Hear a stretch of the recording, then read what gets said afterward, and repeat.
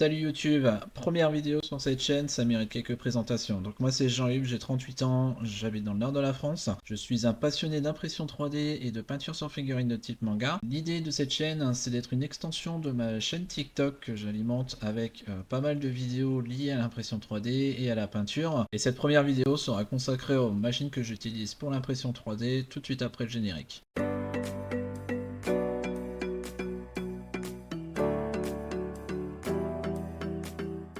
Alors ce que tu dois savoir au niveau de l'impression 3D, c'est que tu as deux types de machines. Des imprimantes résine et des imprimantes filament. Il y a énormément de modèles qui sont disponibles sur le marché, énormément de constructeurs également qui proposent leurs machines, que ce soit en résine ou en filament. Moi de mon côté, j'ai jeté mon dévolu sur deux machines. Une Anycubic Photo Mono X 6K et une Wanao D12 230. Alors, que dire de mon imprimante résine? Donc c'est une imprimante de moyenne capacité, j'ai envie de dire, puisqu'à l'heure d'aujourd'hui, les constructeurs sont capables de nous sortir des imprimantes complètement pétées en termes de volumétrie d'impression. Pour ce qui est des détails techniques, je te laisse lire la petite note dans la vidéo, je m'attarderai plus sur le plateau. Donc on est sur un plateau de 19,7 cm de long sur 12,2 cm de large et 24,5 cm de hauteur, ce qui laisse une zone d'impression assez généreuse et qui permet d'imprimer de belles pièces. Donc dans mon cas, des figurines d'environ 20-25 cm en une seule fois. Si je veux plus grand, c'est simple, j'imprime le modèle sur plusieurs plateaux. Concernant la qualité d'impression de l'Anycubic, donc on peut voir ici que les impressions sont très propres, de très bonne facture, très bien détaillées, à savoir qu'elles n'ont bénéficié d'aucun traitement particulier post-impression, donc celles sont brutes de fonderie. Il faut bien entendu avoir calibré son imprimante correctement et d'avoir positionné les pièces correctement sur le plateau. En ce qui concerne les miniatures, on est sur de la très bonne qualité également, aucun souci au niveau de l'impression. Ici ça a bénéficié d'une première sous-couche et d'un post-traitement au préalable, ce qui souligne donc la force d'une imprimante résine et la qualité qui peut en ressortir. Fonctionnellement, je n'ai eu aucun souci, j'ai testé plusieurs résines dessus, j'ai aucun problème de compatibilité, à condition d'avoir bien paramétré l'imprimante bien entendu.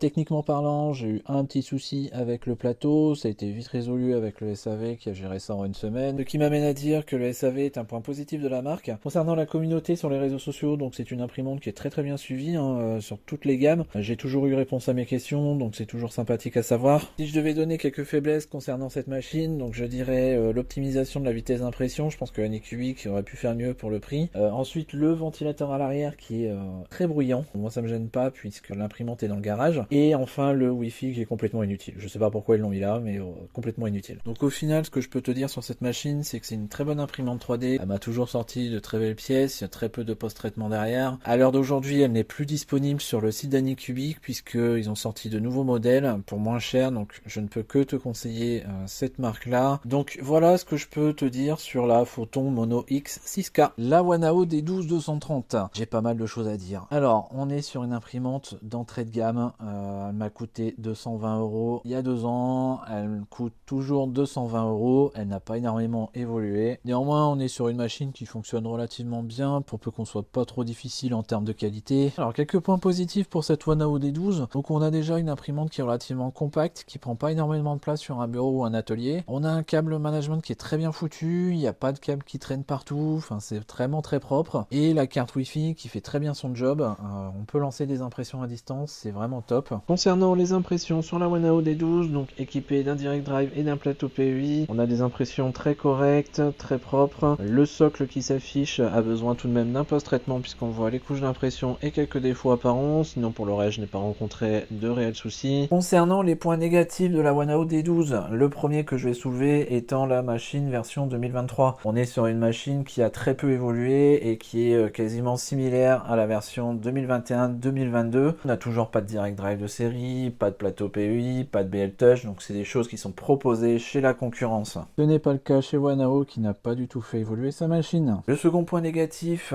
est pour moi le tarif actuel de la machine. On est sur du 229 € hors frais de port, ce qui est relativement élevé pour une imprimante qui n'est pas équipée de direct drive, de plateau PEI, de BL Touch et de bien d'autres composants. À savoir que si vous voulez des composants qui permettent d'upgrader la machine, il va falloir sortir le portefeuille. Troisième et dernier point qui selon moi a son importance, il s'agit d'un manque cruel de documentation liée aux upgrades de l'imprimante. Vous commandez un direct drive, vous n'aurez aucune notice de montage, de paramétrage concernant le composant. À vous de vous débrouiller, aller chercher sur YouTube, sur les réseaux sociaux pour pouvoir avoir un minimum d'informations et paramétrer le composant. Donc, ce qui peut être rédhibitoire quant à l'utilisation de ces upgrades. La conclusion de tout ça, c'est qu'on a une petite One AOD12 qui est compacte, qui est sympathique niveau design, qui n'embête personne au niveau du câblage et qui imprime relativement bien à condition d'avoir upgradé la machine. Je ne la conseillerais pas en neuf au vu du prix, puisque vous voulez une imprimante bien équipée,